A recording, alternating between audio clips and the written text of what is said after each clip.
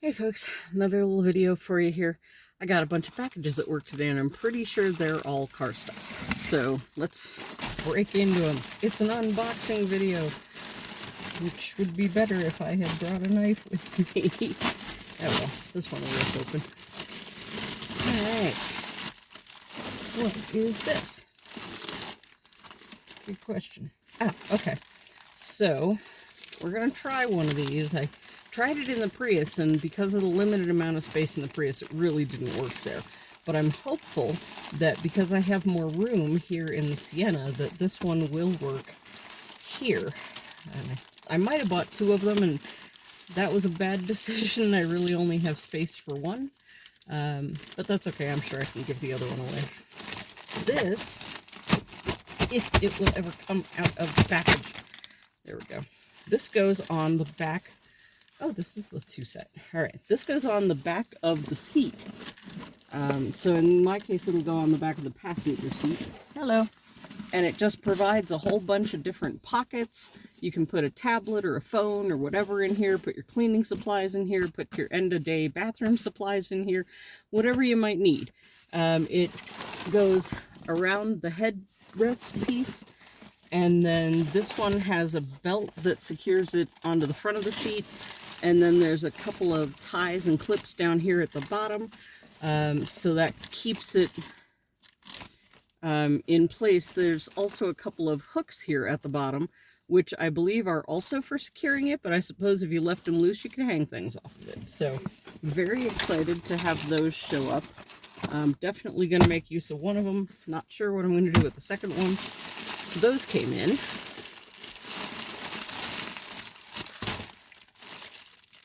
This weirdly looks like the same thing. So I don't actually know what this is. Oh, right. Yep, bought this too. So I showed you guys the frame in another video and how it's just a metal chunk. These go on the frame itself. These are cot. I don't know what they're called. You put them on a cot, okay? So they've got these loop closures back here. And so this will go around the metal frame. And then once you've got it around the metal frame, it hangs like this. And it gives you a place beside your bed to put books, your glasses, a bottle of water, your meds, whatever you might need. One of the things that I learned in the Prius is that anything you can do to keep stuff in a spot for everything and everything in its spot, mainly to keep you from losing things in the vehicle. The number of things I lost because they just fell off of whatever I had set them on or fell down between the side of the seat and the floor, fell under the seat. So anything that you can keep contained into an area like that is going to make your life so much easier if you're just able to find things later. The other item in this bag, I'll quit rattling all that. Where'd it go? It was like here 5 seconds ago.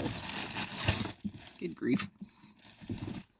So I don't talk too much about Callie on here, but she is older. She's 14 this year, and because she's considered elderly for a cat, she's also got some arthritis problems in her back. She gets a monthly arthritis injection that helps her move more freely and without pain. She's also a chonk. She's a heckin' chonk. Who are we kidding? She's a big girl. And so because of her back arthritis and being a chonky girl and being a bit old, she doesn't clean herself very well anymore. So I'm constantly taking care of her, grooming her, and that's new to the last 2 years. So I picked up a pet brush that I want to try out on her because I can brush her, and brushing her's fine. It gets most of the large dirt off of her, but her coat looks so dingy that I'm wondering if it's just not spreading the oils around enough. It's not picking the smaller dirt off. So anyway, this kind of pet brush, if I can get it out of the box, for those of you who might have an old cat that you're traveling with, this one is USB rechargeable.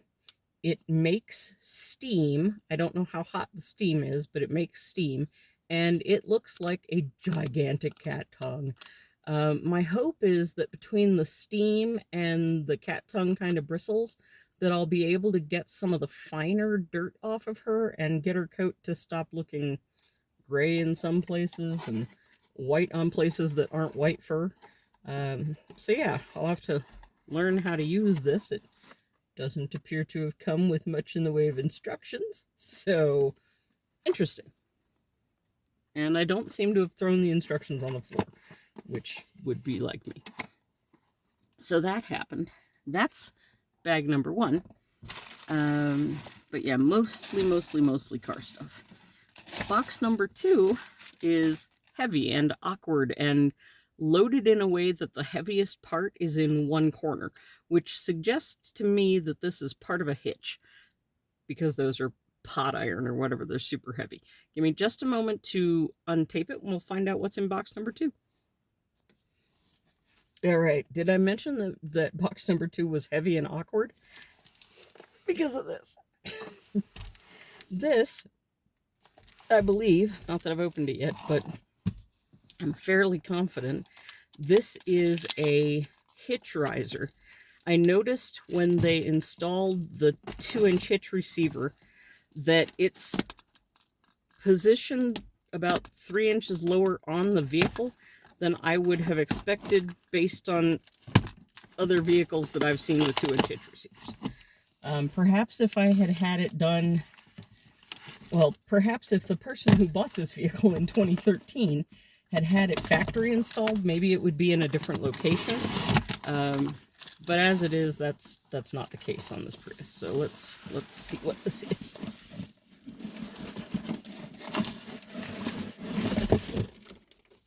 So many boxes. That was a box inside an Amazon box, and it's inside a box of its own. Good grief. Watch, there'll be another box in here.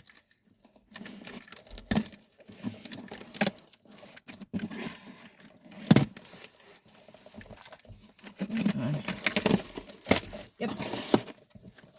I was waiting for this. Oh, they're so heavy, though. Grief. Right, so this is a hitch riser. If you find yourself in a situation where either you put something on the back of your vehicle and it causes your vehicle to ride too low in the back or drag on curbs when you're going in and out of your driveway or whatever, a hitch riser like this will help. It's going to add weight to the back of your car. I don't know how much this weighs, but it feels like a lot. So this goes into your hitch receiver, and then now your hitch, instead of sitting right down here, is now sitting up here. So then when it weighs down the back of your car, which it will do, you're not dragging your cargo platform down here. Now you're dragging your cargo platform where it should be. So that's what this honka change is for.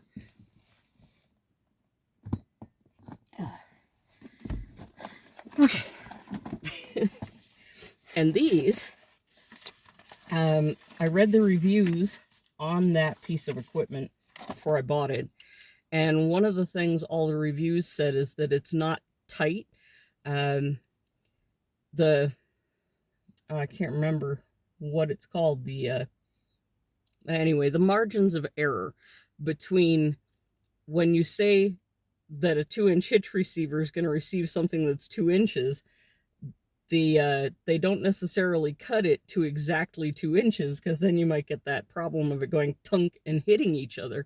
So they make it a little bit under 2 inches so that it actually slides in.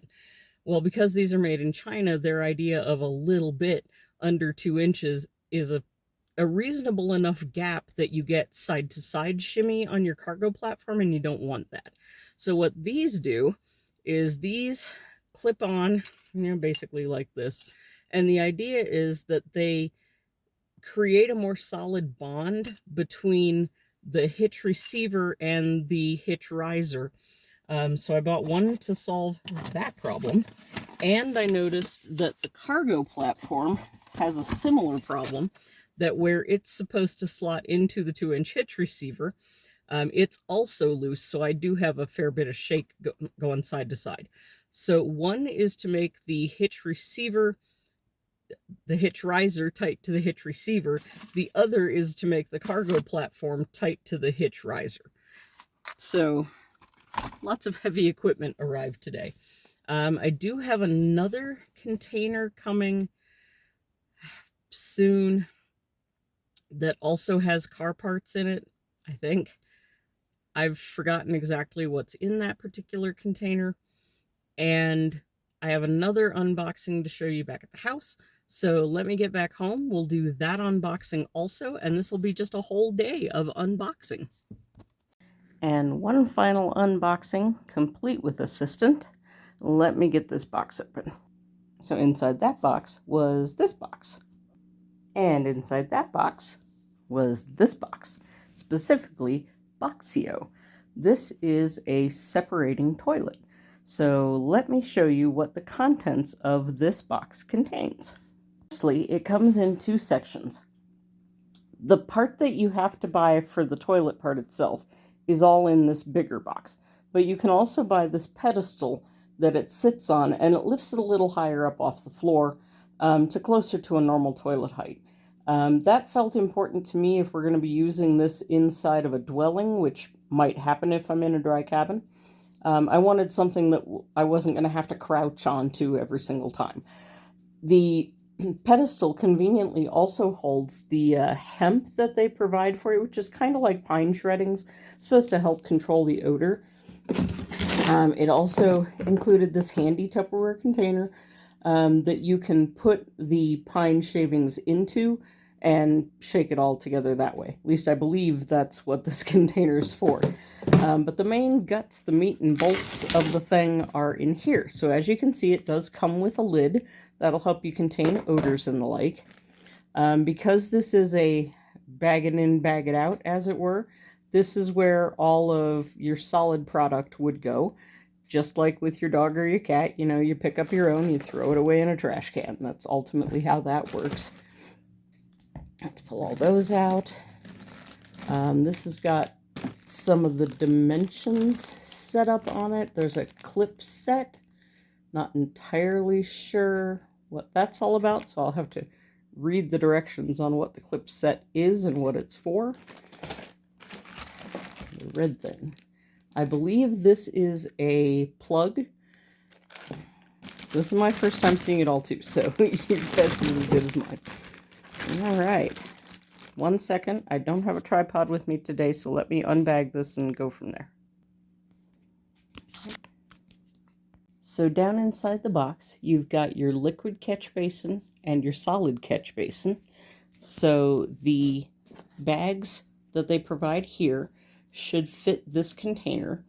And then when you deposit a load, as it were, you deposit it into the bag. When you're done, you take that bag out, tie it off, throw it away, throw in some of those pine shavings, hemp shavings, whatever, to keep the odor down. The liquid's going to go into this chamber, and then you would dump the liquid anywhere that you feel is appropriate for dumping liquid. In this case, it's no different than if your pet were to go outside. So many people feel that you can just dump this on your local tree and it won't be a problem. I personally always took my catch basins into like a rest area, and I would dump them there. But that's my personal preference. You can do whatever you're comfortable with. And just to let you know, a small amount of assembly is required, but if you can follow IKEA instructions, you'll be able to follow these instructions. That's apparently a photograph of the people who built the thing. It is not my family members. These are Boxio employees. So yeah, you have to take all of those pieces and build the box. So I'm going to do that, and then I'll show you the finished product in a minute. So that first little bit of assembly is putting these metal pegs in that you can see here and here. Those metal pegs are what hold, let's call it the seat, up. So they're what keep this in place. And you can see from how this is positioned that when you emit solids, they end up here, and when you emit liquids, they end up here. Now, how you're going to guarantee that all of that goes exactly where you're telling it to go, we shall see. It's a big guess on my part. I'm hoping it just does it. I was concerned that there would be a taller partition here and that you would have to precariously balance, I believe it's called the perineum, on that. It appears to not be that modulated, so it may not do as good a job separating as I would like. But there's a body of thought that, for those of us who are accustomed to doing this kind of separation of solid and waste, in theory, you can control how your body decides to flush itself of waste products. Some people are capable of taking care of the liquids first and then taking care of the solids. I will say that my body does not always comply with this regulation. So we'll have to see how that goes. Now, the next bit of building that you get to do has to do with how you're planning to use the liquid catchment.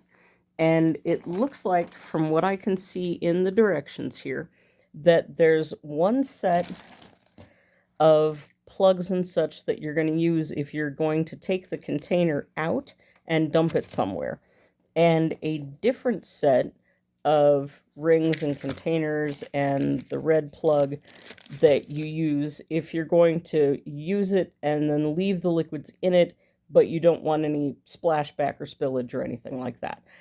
So I'm going to futz with those for a little bit, and I'll get right back with you.